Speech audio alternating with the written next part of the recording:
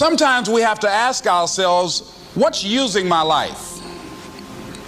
Heard a guy give a lecture one time that says, we are today what we were when. And he was talking about the fact that we, to a great extent, behave, think, react because of some previous experience that we've had. One of the things that we know about life is that it is always changing. Sometimes you're up, sometimes you're down. Sometimes things go real well, and sometimes they don't. Sometimes you're happy, and sometimes you're sad. Now that's that thing called life. And when we begin to understand and know that, accepting that reality that we will never ever have things just on an even keel all the time, that you're going to have some ups and you're going to have some downs, but during those down moments, that's where the growth takes place. That's where the work is. See, anybody can feel good when they have their health, their bills are paid, they have happy relationships, business is successful. Anybody could be positive then. Anybody can have a larger vision then. Anybody can have faith under those kinds of circumstances. Am I correct? See, but the real challenge of growth, mentally, emotionally, and spiritually, comes when you get knocked down. Somebody said that adversity introduces a man to himself or a woman. How you handle it, that's where the growth takes place.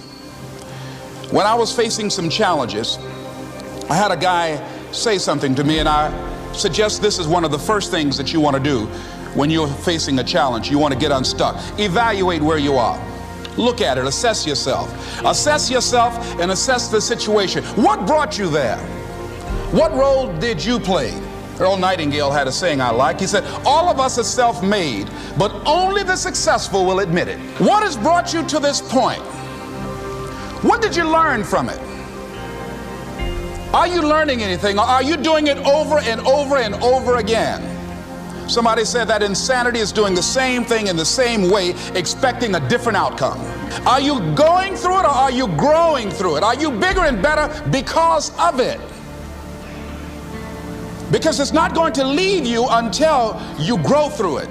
I was going through a major challenge in my life that was wearing me out, that was using me. You see, your mind is when you go into a service station to get gas, you don't go in there and just start pumping. When you push the lever up, it clears the previous bill. By the same token, if you want to begin to move, you've got to clear your mind of all the unnecessary luggage and baggage that's weighing us down.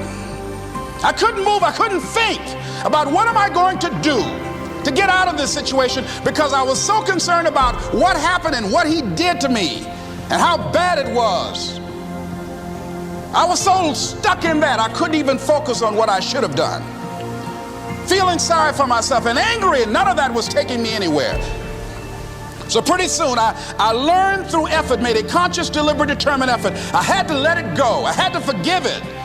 Let it go and begin to focus on developing myself. And I say to you, you're going to have people to do things to you. Things are going to happen to you. And the most important thing to do is to harness your will and let it go and move so you can grow, so you can get on with your life.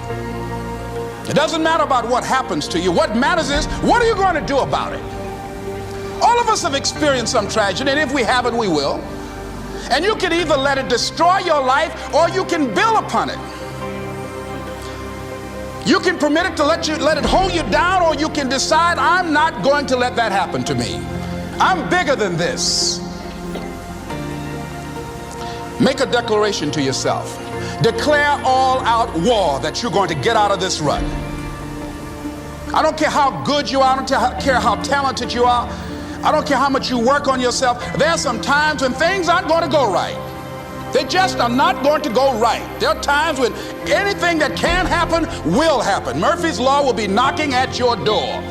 Why? I don't know why. That's called life.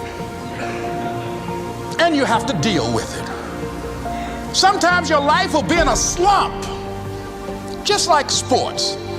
Some of the best shooters can't hit baskets different times in games. They get in a slump. Do they sit on the sideline and say, I just didn't hit a basket today? No, they continue to execute. I suggest to you that if you are facing a challenge, don't stop. Stay busy. Work your plan. Continue to do those things that you know that work for you after you have evaluated yourself in the situation. Continue to move. Stay busy, stay busy, stay busy. Find somebody that you can help so you can forget about you for a moment. See, sometimes the best thing to do is to be. Sometimes you have to just back up and go within yourself. A bow and arrow, you can't take a bow and just push it out an arrow. You just can't push the arrow out. You have to pull it back and then release it. Sometimes you have to back up and go within and pray and meditate and recharge your batteries. Go away, clear your head, and then come back and look at it from a different vantage point. Don't operate while you're under the spell or the effect of what's going on. Next thing is that you've got to activate the thinker in you. Don't allow your emotions to control you. We are emotional, but you want to begin to discipline your emotion. If you don't discipline and contain your emotions, they will use you.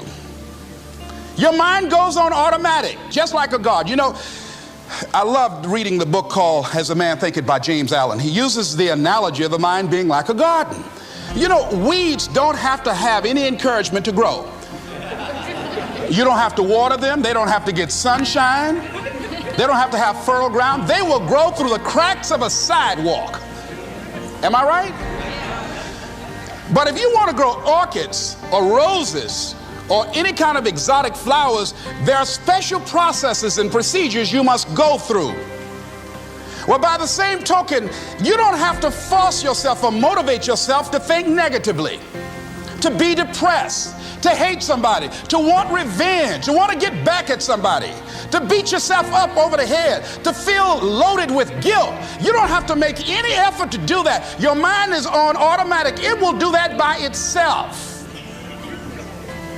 But if you want to begin to move into your own personal greatness, if you want to begin to really enjoy a happy, successful, healthy life, you've got to be willing to go against the tide. You've got to be willing to harness your will and say, in spite of this, I'm in control here.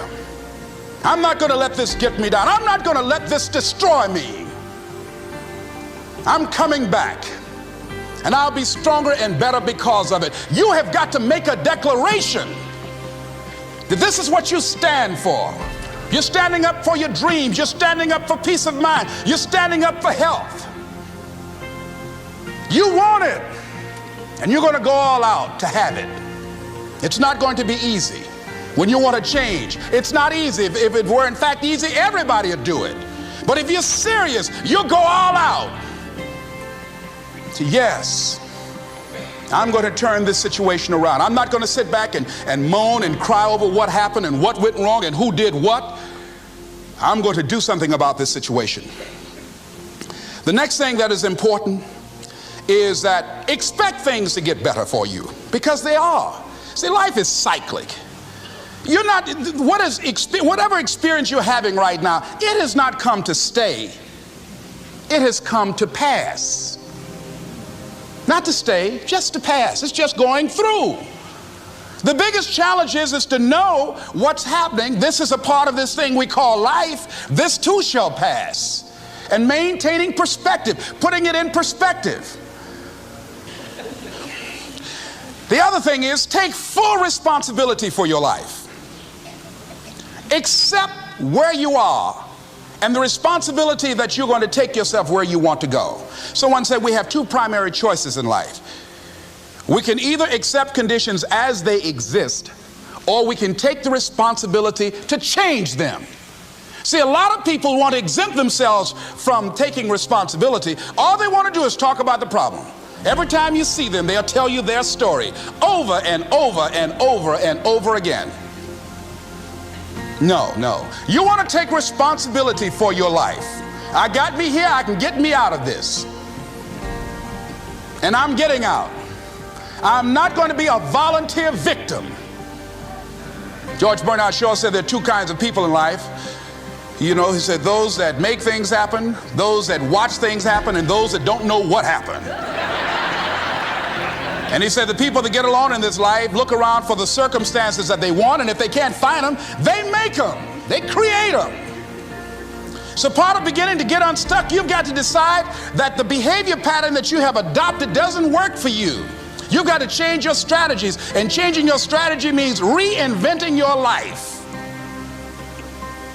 recreating you, and you have the power to do that. You can decide that you're going to change, that you're not going to be a wimp. You can decide that you're going to stand up to life. You can decide that I'm going to live each day as if it were my last. You have the power to make that decision. You can decide I'm going to work on myself and develop myself. I'm going to empower me. And all of these things that are happening to me right now, they're just temporary inconveniences. They're not stronger than I am.